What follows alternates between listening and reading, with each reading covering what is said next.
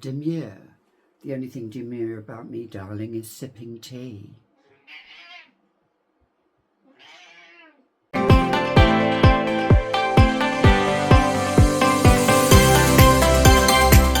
Hi, I'm Gabby. Welcome back to another edition of The Fragrantician, where here on my channel we talk about scents, perfumes, a little bit of beauty. Keeping my collar up today because I don't really want to be demure with my collar down. So like me, if you like to keep your collar up, as well as everything else, keep on watching. So today I'm talking about 5 scents that are not demure. Actually 5 scents that probably are completely the opposite of demure. So let's get into it, shall we? Let's talk about the first scent. If, like me, you like tea, you like animals, you love beauty, you love fashion, you never leave the house without having your nails done, or wearing a bit of scent, or just putting a bit of mascara on, a bit of self-worth, hit that like button. Go on. So let's talk about the first one, which I think a lot of people would say, yes, it's going to be one of Gabby's well-known scents. I'm not going to talk about it, but I'm going to talk about one that's very, very similar. Bal Versailles by Jean Desprez. Yes, this is so not demure. Joan Collins, as Alexis Carrington, said to Blake Carrington, I'm just going to have to bathe myself in some more Bal Versailles, as she said on an episode of Dynasty. Because let's face it, Joan Collins demure? Well, Alexis Carrington demure? No, there was nothing demure about her. She would be bathing herself in this. And actually, this was one of Elizabeth Taylor's scents, who then spoke about it to Michael Jackson, apparently. Oh yes. Animalic, chypre, floral. It's a party in Versailles with orginess thrown in. This is it. If, like me, you think, my God, she's talking about a scent that sounds so alien, so of a bygone era. Yes, I am talking of a scent that's of a bygone era. My scents, as you can see, a few of my angels behind me, they are of a bygone era. I love anything that's vintage, anything that is, as Liz Moore said to me, I'm a glamour puss. And I love to be a glamour puss. Bal Versailles is such an undemure glamour puss scent. It's one that I would wear to the office. Yes, I said it. But it's one that I would wear to a party. Yes, I said it. Scent is how you make it feel. Scent is how it makes you feel. They say do not wear scent that can wear you. Toss that out the window. Look, it makes me happy. And if it makes me happy, I'm going to wear it. I may not douse myself in this. And this is this is a reformulated version. I do not need to get my hands on a newer version. I'm happy with this. So Bal Versailles, demure, hell no. Let's talk about a rose, a gothic rose, a brooding rose. Let's talk about Portrait of a Lady by Dominique Ropion, who produced this for the House of Frederic Malle. Now this is an older bottle I have that I actually acquired. This is Raspberry Incense Rose. It is Christopher Lee in a bottle, if you want to call it that.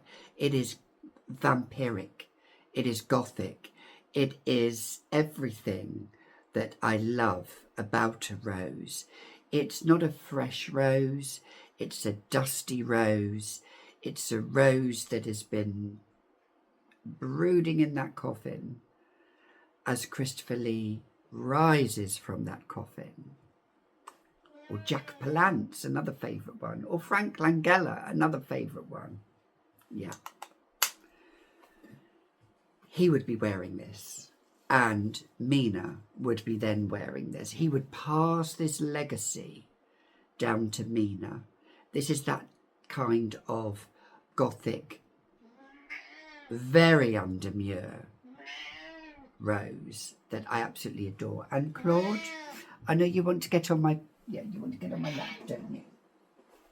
So if, like me, you love animals, we have cats, although I do love dogs as well. And actually, somebody once said to me, if I couldn't be a beauty therapist or a nail technician, what would I be? And it would be a vet nurse. That's what I would be. But anyway, getting back onto scents.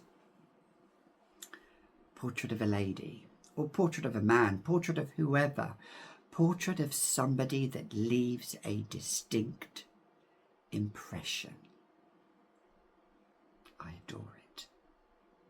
Speaking of someone that will leave a distinct impression, and that is so undemure, but ladylike, or whoever like, Lulu by Cacharel, the original Pure Perfume version, which I have. I do also have behind me, just over there in my glass case, a vintage one from 1987. Yes, when this came out. This is, I imagine somebody in silk or velvet. She's wearing silk or velvet. I do imagine somebody that is a bit of a prowess. Somebody that will leave a distinct impression. Would you call them demure? No. Would you call them unforgettable? Probably. So this version I have here, which Claude's tail is just here, this is a magnetised on here as it clips. I'm not going to open this. I will. This is, it's just pure perfection. Pure perfection. It is, if you're a fan of Poison, but you don't want to wear Poison, try Lulu. If you're a fan of Memoir by Amouage, try Lulu. It's like Louise Brooks. Open the Pandora's box and it'll create a cacophony of this unforgettable symphony of notes of tuberose, the white floral, incense, smokiness. Again, I come back to a gothic entrance. Think of the music of the original Christopher Lee Dracula film from 1958. The music is astounding. This attaches, I don't know, this and Portrait of a Lady, this attaches that kind of music to that scent. I adore it. Now the penultimate one I'm going to talk about is Black Orchid, which was not by Tom Ford, which was not a favourite of mine to begin with. But I watched Chantal Tiffany's video and it was one of her signature scents for a long, long time. And after she spoke about it, I thought I'm going to try and give this another go because this was one of her signatures. This is one of the most fantastical, and by fantastical I mean fantasy scents that leaves such an enchanting, intoxicating trail.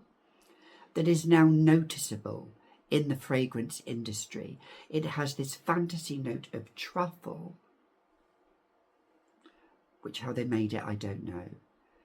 Slightly chocolatey, florally, smoky,